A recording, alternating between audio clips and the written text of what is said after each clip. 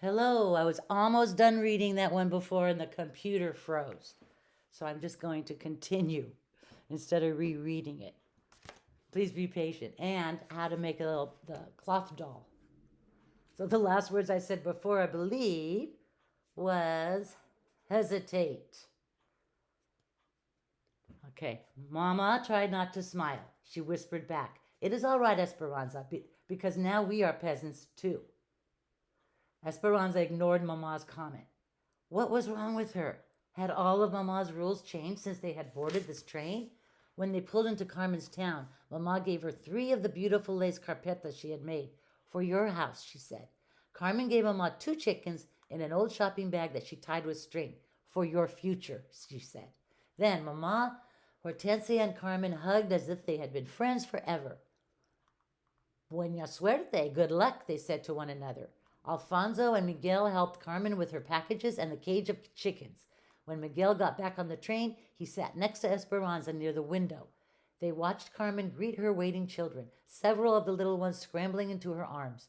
In front of the station, a crippled Indian woman crawled on her knees, her hand outstretched toward a group of ladies and gentlemen who were finely dressed in clothes like the ones that used to hang in Esperanza and Mama's closets. The people turned their backs on the begging woman, but Carmen walked over and gave her a coin and some tortillas from her bag. The woman blessed her, making the sign of the cross. Then Carmen took her children's hands and walked away. She has 8 children and sells eggs to survive. Yet when she can barely afford it, she gave your mother 2 hands and helped the crippled woman, said Miguel. The rich take care of the rich, and the poor take care of those who have less than they have. But why does Carmen need to take care of the beggar at all? Said Esperanza. Look, only a few yards away is the farmer's market with carts of fresh food. Miguel looked at Esperanza, wrinkled his forehead, and shook his head. There is a Mexican saying, full bellies and Spanish blood go hand in hand. Esperanza looked at him and raised her eyebrows. Have you never noticed? He said, sounding surprised. Those with Spanish blood who have the fairest complexions in the land are the wealthiest. Esperanza suddenly felt guilty and did not want to admit that she had never noticed or that it might be true. Besides, they were going to the United States now, and it certainly would not be true there. Esperanza shrugged. It is just something that old wives say. No, said Miguel. It is something the poor say. And then in the back here, if you want to make your own, make Mama's yarn doll, there's directions. Could read it quickly, but then I was going to put up, I found something that someone else created on YouTube, so I would share that. But Mama made a yarn doll for the child on the train, much to Esperanza's chagrin at the time. You can create one too. You'll need a ball of yarn, scissors, a ruler, and a book, at least the size of this one. Cut 7 12-inch pieces of yarn and set them aside.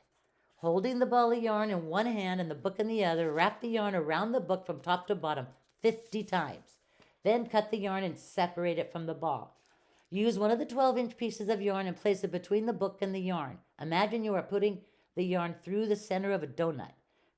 Tightly tie together the 50 strands of yarn wrapped around the book.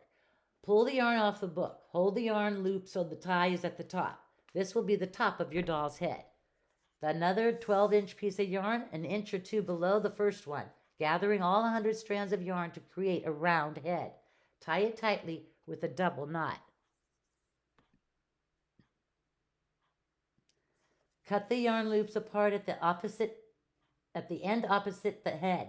These strands of yarn will be used to make the doll's body and limbs. Separate the yarn below the head into 3 sections, 2 arms, 12 strands each, and the torso, 26 strands.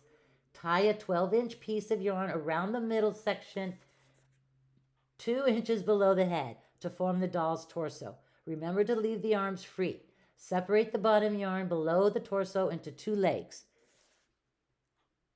Braid each arm and leg and use the 4 remaining 12-inch pieces of yarn to tie at each end. Leave at least an inch of loose yarn at the ends as hands and feet.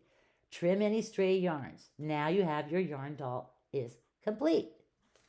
Okay, that's if you need, I just read it to you. I will also add a link. I found a couple ways that, as a visual learner, you can make the yarn doll. Okay, thank you. Bye-bye. This is part B of the chapter.